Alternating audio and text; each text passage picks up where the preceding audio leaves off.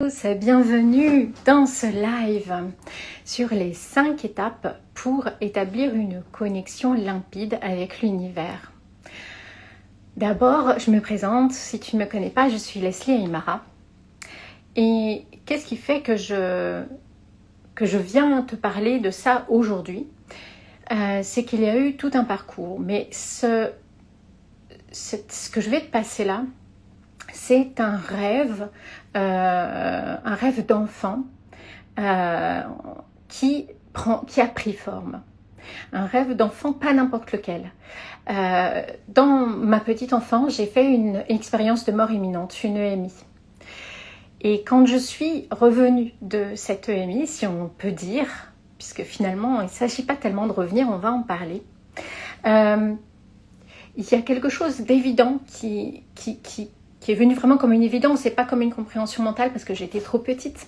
Mais cette évidence que ce que j'avais visité, cette source et tous ces codes qu'elle contenait, n'était pas finalement un ailleurs, n'était pas finalement un après ou un avant la vie, mais était bien là, présente. C'est-à-dire que quand je suis retournée dans cette incarnation, d'abord, je suis retournée dans cette incarnation parce que j'ai vu combien cette vie pouvait être divine et qu'il y avait là un potentiel à déployer de vie divine. C'était vraiment évident qu'on était venu vivre ça et qu'il y avait des étrangetés dont je vais vous parler.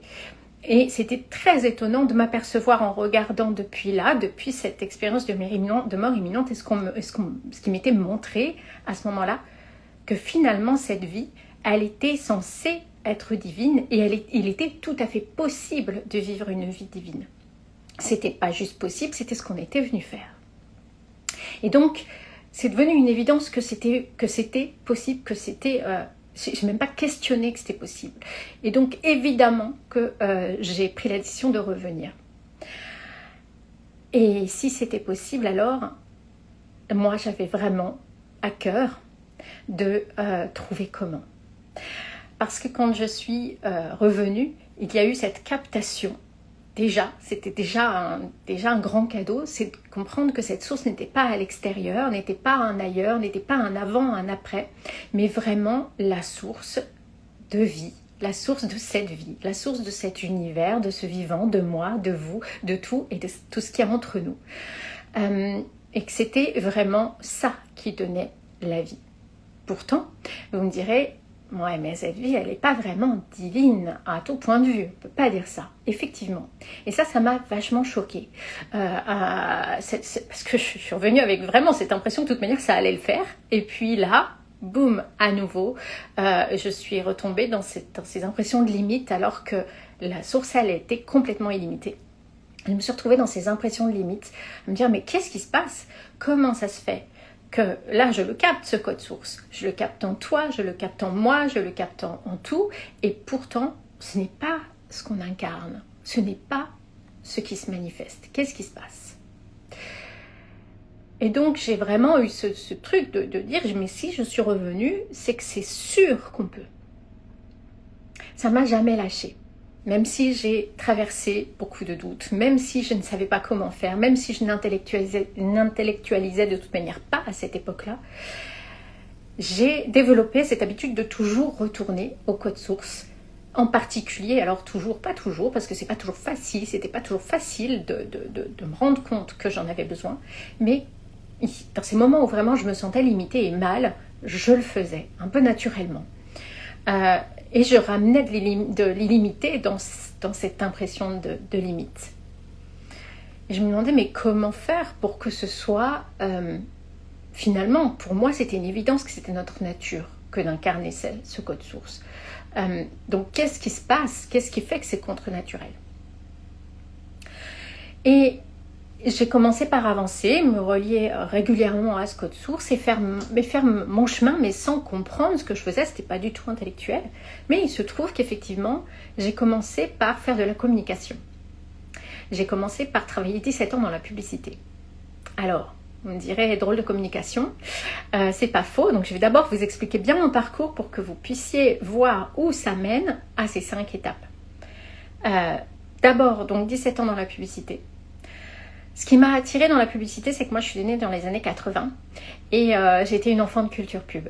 Et moi ce que je voyais dans culture pub, c'était vraiment une expression, une forme d'expression de la vie. On mettait en scène la vie, mais d'une manière soit sublimée, complètement merveilleuse, belle, divine, hello, soit d'une manière, en tout cas, qui repoussait les limites de ce que l'on avait l'habitude de vivre en réalité dans nos vies qui étaient devenues très automatiques. Et ça allait beaucoup plus loin et ça ouvrait des possibles. Et c'est ça qui m'a intéressée dans la publicité. Évidemment, j'ai été chantée, je suis arrivée dans la publicité et je me suis... Voilà, j'avais pas suffisamment été lucide sur le fait, j'étais jeune, que évidemment que j'allais pas juste délivrer de beaux messages et ouvrir des possibles, mais que j'allais devoir vendre. Et effectivement, les intentions n'étaient pas celles que j'aurais aimé mettre finalement dans mes publicités. Et hello Ophélie. Et puis c'était comment dire, il y avait toujours un cadre, des limites finalement qui m'empêchaient d'exprimer finalement ce code source que j'aurais aimé exprimer dans mon univers publicitaire. Finalement j'aurais dû être artiste, mais j'en avais pas le courage à cette époque. Bref, en tout cas j'ai appris finalement la communication. D'une certaine manière, j'ai commencé à l'apprendre là, la communication avec l'inconscient, finalement. Là où je sentais que justement, c'était là qu'il fallait ouvrir. C'était là que parfois c'était fermé et qu'il fallait ouvrir. Et puis, évidemment, ça a mal fini parce que les intentions n'étaient pas celles dont je rêvais. Et hello Patricia. Et donc, j'ai fait un burn-out. On a arrêté là. Et je suis arrivée dans l'hypnose. Effectivement, sans réaliser. Ophélie qui a bossé en agence de com, bah ouais.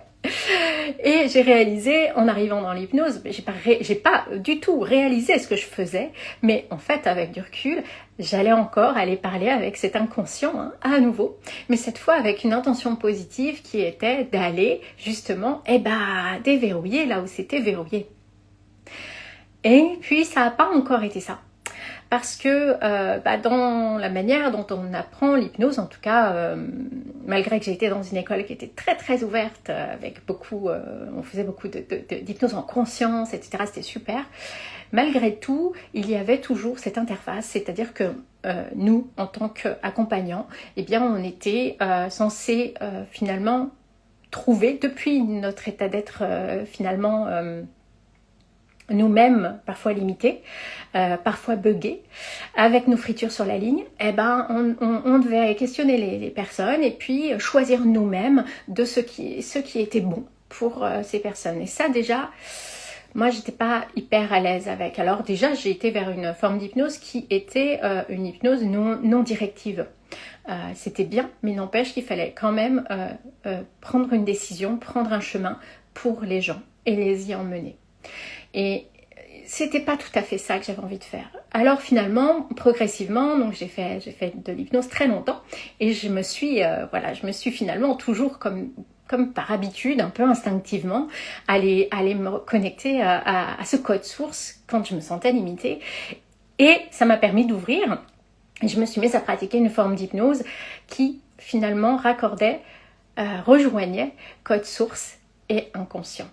Donc qui permettait de réencoder, et c'est encore ce que je fais aujourd'hui quand il y en a besoin, réencoder nos schémas intérieurs qui sont limités, qui sont conditionnés, et c'est pas que personnel, c'est très souvent très collectif, donc ce sont nos archétypes, archétypes, schématypes, que je retravaille finalement avec à la source, on va retrouver la version illimitée, donc non conditionnée, sans condition.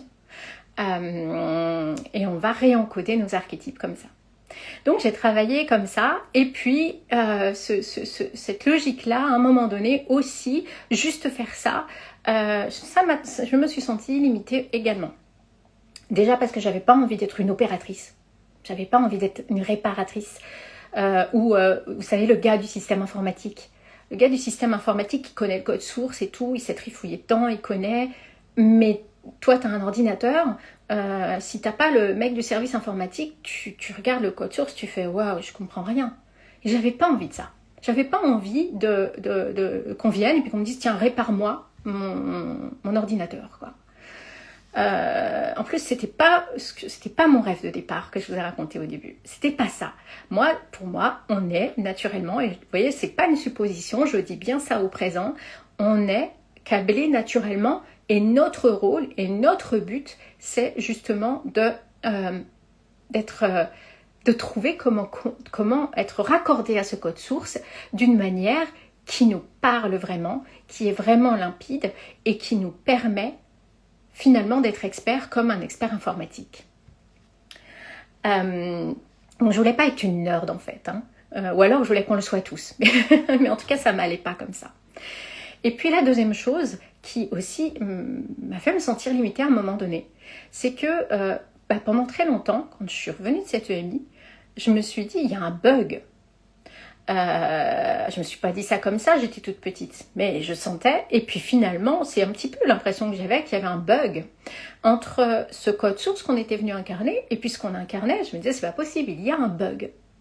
Et donc en fait ce que j'ai fait en hypnose, c'est souvent ça, c'est aller débugger notre code source inconscient en lui faisant retrouver son vrai code source originel et débugger. Donc ça, ok, parfois on en a besoin, mais ce que je me suis rendu compte, c'est mais qu'est-ce qui fait bugger en fait? Je me suis dit mais c'est marrant, on fait que, ok, on peut ressourcer, retourner à la source, retrouver le code, réencoder, tout ça, mais à un moment donné, ce qui serait bien, c'est d'arrêter de fabriquer du bug. Qu'est-ce qui fait qu'on bug en fait finalement, collectivement? Parce que c'était souvent des affaires collectives finalement, qui m'ont mené d'ailleurs à faire des constellations multidimensionnelles, etc. Et donc, là, je me suis rendu compte, comme d'habitude, ouverture au code source, quand je me sens limitée. Et là, j'ai réalisé qu'en fait, le problème, c'était un problème de radio interne. C'était pas le bug, le problème, c'était la friture sur la ligne entre le code source et ce qu'on allait incarner, ce qu'on allait manifester, ce qu'on allait véritablement exprimer dans la matière. Il y avait de la friture sur la ligne. Et longtemps, j'ai cru que c'était que les bugs qui faisaient la friture sur la ligne. Et en fait, je me suis rendu compte que non. Je me suis rendu compte que oui, les bugs, ça aidait pas, clairement. Mais qu'il n'y avait pas que ça qui nous empêchait de bien capter. Et c'était pas une histoire de connexion non plus. Parce que c'est pareil, j'ai été pas mal dans la spiritualité, à faire plein de choses, tester plein de disciplines. Et puis finalement, je voyais qu'on essayait surtout d'augmenter la connexion. Mais en réalité, moi, je me suis rendu compte, et en particulier en faisant les constellations multidimensionnelles, que n'importe qui, même justement le mec du service informatique, pour de vrai, celui-là, que ce soit un mec du CNRS, à un moment donné, j'ai eu plein de gens du CNRS qui venaient parce qu'il y avait eu un bouche à oreille, que ce soit quelqu'un de très ouvert spirituellement, tout le monde a une connexion de fou. Il n'y a personne, quelle que soit la personne, d'où elle vient, etc., quel est son background, quand on lui pose la possibilité de capter, elle capte. Que ce soit des champs transgénérationnels, que ce soit le code source, que ce soit des champs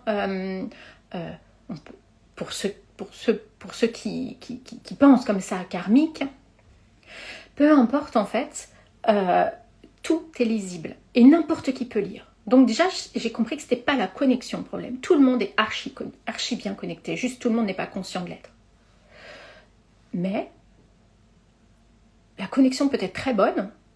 Pour reprendre la métaphore de l'ordinateur, d'Internet, tu peux avoir du haut débit, mais si ta machine, tu ne sais pas t'en servir, si tu n'as pas le mode d'emploi, tu vas quand même vachement galérer.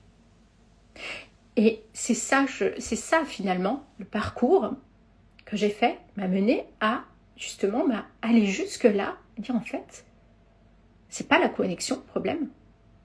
Ce qui crée des bugs, ce qui crée des malentendus, ce qui crée des amalgames dans notre code source interne, c'est qu'il y a de la friture sur la ligne. Et il y a de la friture sur la ligne parce que c'est mal réglé. Parce qu'on n'a finalement jamais reçu le mode d'emploi de cette radio. Et alors, le mode d'emploi, c'est sûr qu'il y en avait un, puisque c'est pour ça que je suis revenue. Je suis revenue avec cette certitude qu'on était câblé pour, et qu'est-ce qui nous manquait. Et c'est ça que j'ai retrouvé en faisant comme d'habitude, en retournant au code source. Et le mode d'emploi, il est là. On l'a en fait. Il est là depuis le début. Et c'est ça que je vais vous partager. Quelles ont été les 5 étapes que j'ai découvertes pour finalement faire que, ok, cette connexion, elle est super, mais il faut d'abord que je sache comment servent du bazar. Voilà les 5 étapes que j'ai dû, par lesquelles je suis passée et que je voulais vous passer aujourd'hui. D'abord, la première des choses, première étape numéro 1, c'est que avec tous les amalgames, avec tout le vécu, etc., malgré cette EMI où j'ai été vraiment à la source et vraiment en lien avec cet amour divin, eh bien, j'avais perdu le sens de ce qu'était l'amour. Et pourtant, j'étais spirituelle et dans la spiritualité depuis de nombreuses années. Oui, la bienveillance, oui, le faire attention aux autres, oui, plein de choses. Mais tout ça, c'était toujours pas l'amour divin.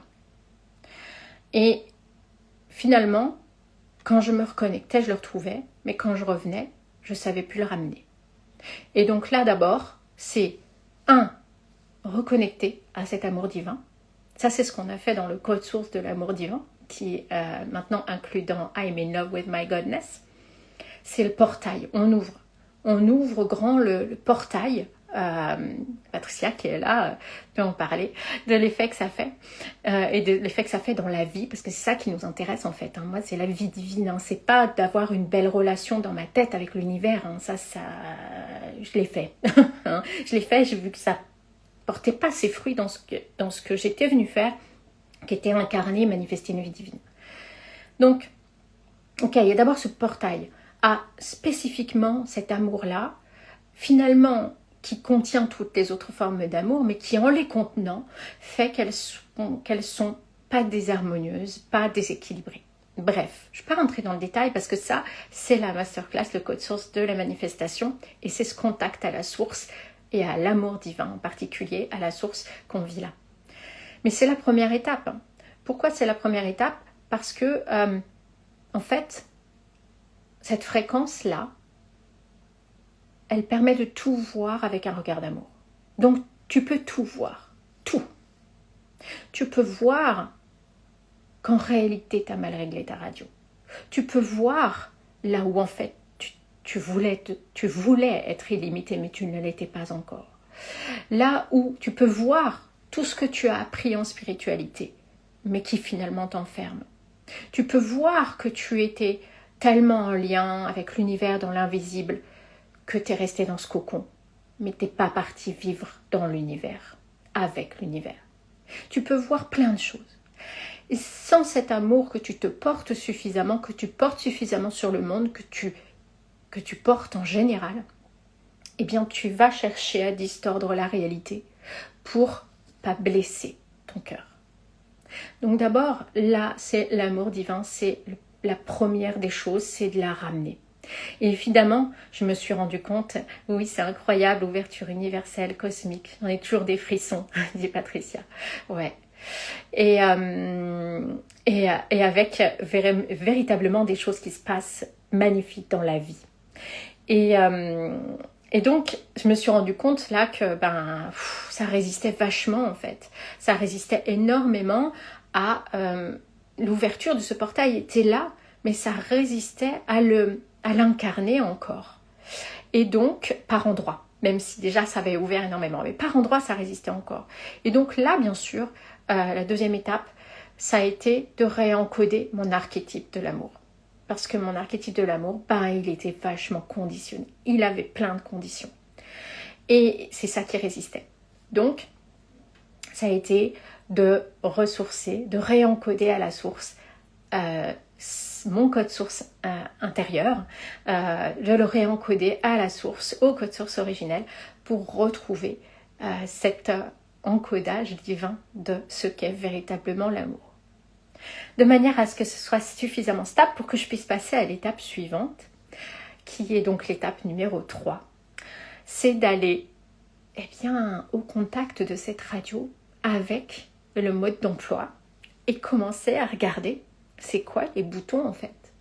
Concrètement, la radio, elle est simple en plus. C'est ça qui est dingue, c'est que moi je m'imaginais un truc hyper compliqué avec, vous voyez, un petit peu comme les réseaux informatiques des années 70 avec plein d'autres. Non, pas du tout. En fait, elle est très très simple. Il y a un émetteur et il y a un récepteur. Il y a un émetteur, c'est toi, et tu peux émettre de différentes fréquences. En fait, tu peux émettre depuis ton ego, tu peux émettre depuis tes conditionnements, donc sous condition. Tu peux émettre depuis ton âme. Et ces fréquences-là, en fait, c'est pas les mêmes. Donc la première des choses, c'est quoi le bouton en fait? C'est lequel? Ça, c'est mon bouton âme. Ça, c'est mon bouton conditionnement. Ça, c'est mon bouton ego. Spoiler alerte, ils vont fonctionner les trois.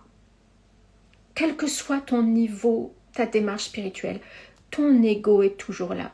Il se transforme, il grandit, il évolue, mais il est toujours là. Et il a une raison d'être. On en parle dans l'université d'été, plus en détail. Et tes conditionnements, pareil. Maintenant, selon d'où tu émets, et à un moment donné, le truc de la radio, c'est de savoir le reconnaître. Mais là, je suis dans ça, je suis dans ça, ou je suis dans ça. Selon où tu émets, tu vas communiquer avec l'univers, avec la vie, sur une fréquence, et l'univers va te répondre sur une fréquence qui est sa fréquence équivalente. Parce qu'en fait, l'univers, breaking news, il est vivant. C'est un être vivant, comme toi.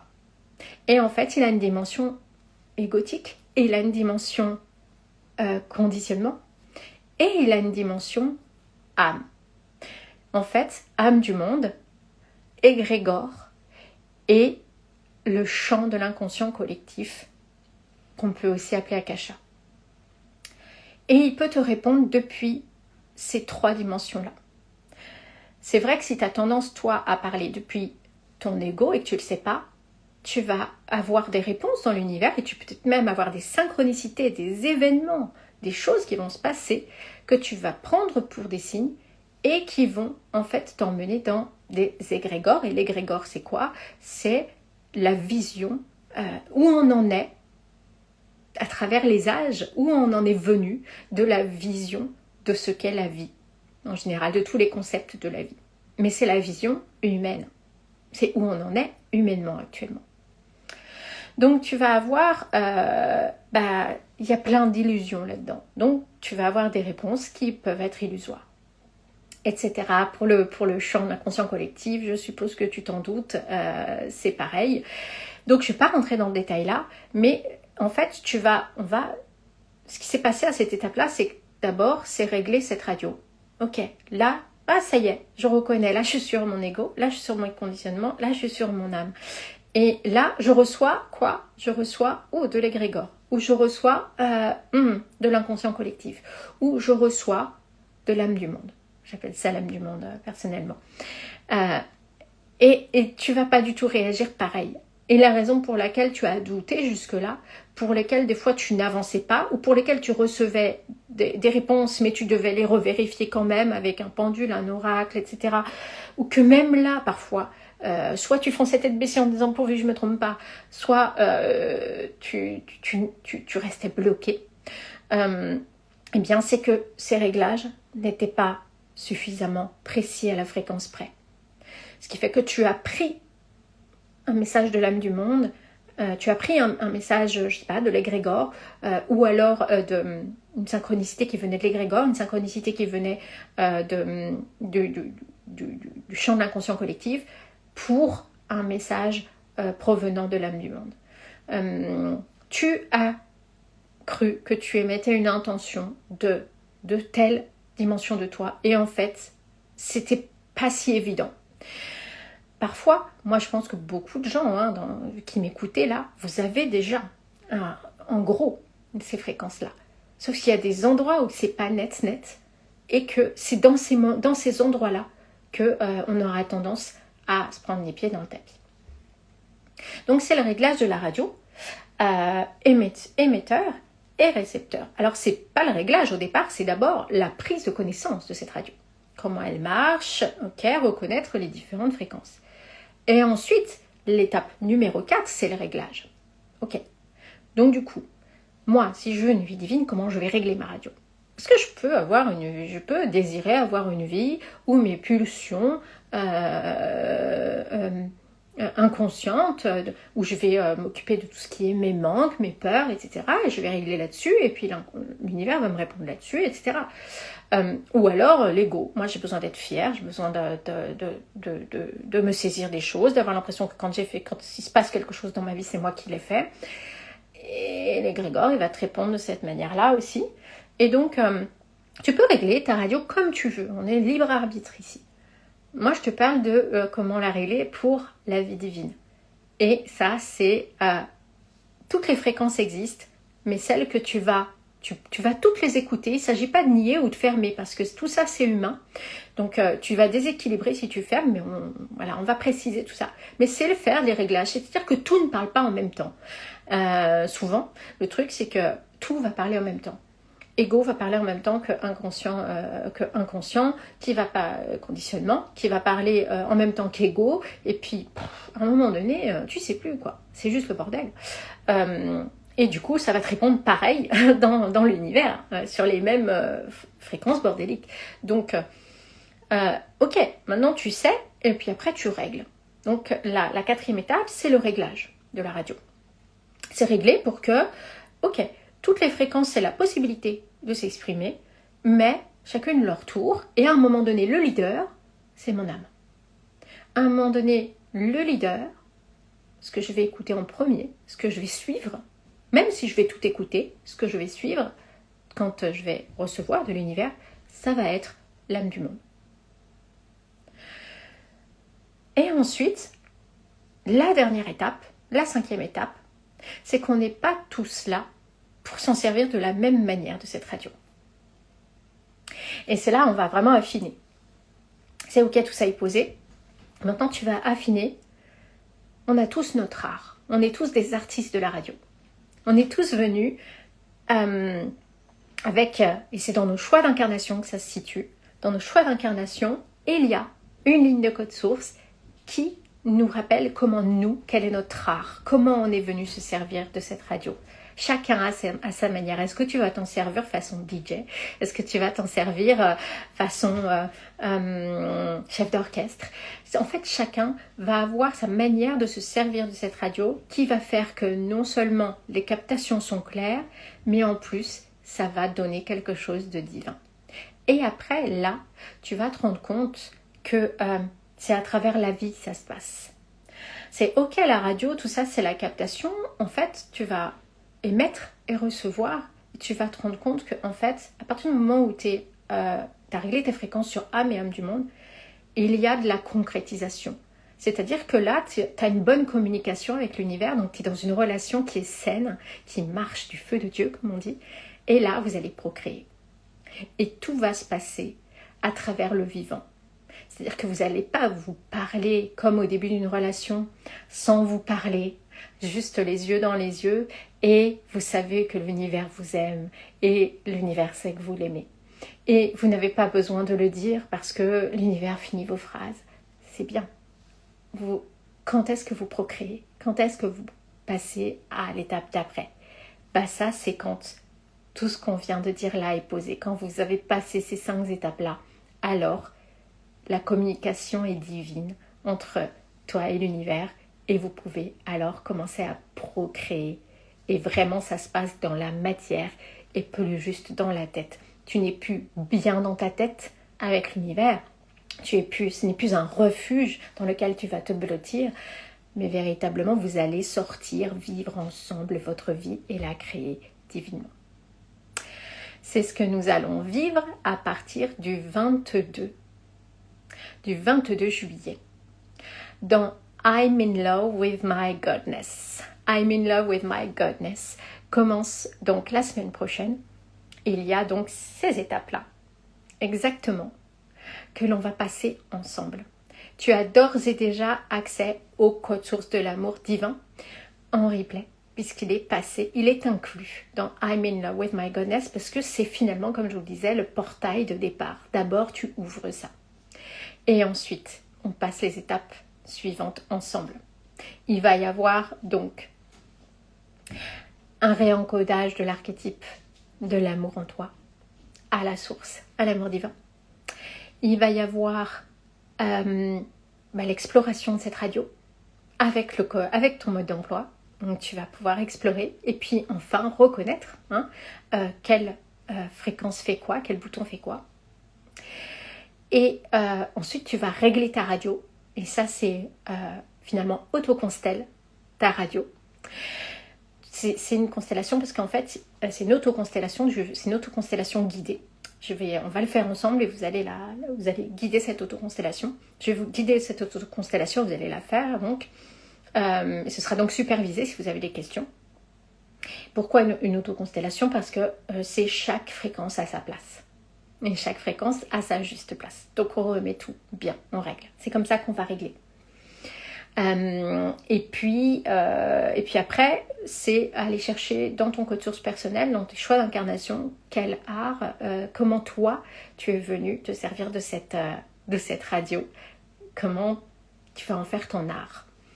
Tu vas aller retrouver ça, récupérer ça, rouvrir ce portail et te reconnecter à cette fréquence qui te raconte ça. Tu vas la laisser t'habiter pour pouvoir te servir de cette radio selon ton art. Voilà. Et pour les personnes qui sont dans le membership manifestation, il y a une séance par séance en plus qui seront des séances d'entraînement. Et d'ailleurs, les personnes qui rentrent dans I'm in love with my godness ont accès à des mois gratuits dans le membership manifestation. Donc c'est le meilleur moment pour rentrer en ce moment dans le membership, puisqu'il y a une séance quasiment par semaine pendant toute la période de I'm in love with my godness. Alors que d'ordinaire, c'est une session par mois, une session de 2 heures par mois, en plus du canal Telegram sur lequel on échange beaucoup. Voilà, moi j'ai très hâte de commencer, j'ai très hâte de partager ça avec vous. C'est vraiment un aboutissement en soi. Oui, toi aussi tu as hâte, Patricia. Oui, merveilleux, j'ai hâte. Merci Leslie, merci à toi, merci d'avoir été là et merci d'être là la semaine prochaine. J'ai vraiment hâte. C'est un aboutissement en soi, ce que je vais vous passer là. Ça fait un moment que je vous parle de ce réglage de radio. On a beaucoup avancé sur ce qu'il fallait pour comme courage, etc., comme posture pour aller faire ça. Et en fait, là, tout est là. Ça y est, tout est là, tout est arrivé. Donc, il n'y a plus qu'à. Je vous retrouve la semaine prochaine. Et si tu n'es pas encore inscrit, si tu n'es pas encore inscrite, tu peux mettre My Godness ici en commentaire ou m'envoyer un message privé. Il y a aussi le lien dans ma bio, bien sûr. Je vous embrasse, je vous aime et à bientôt.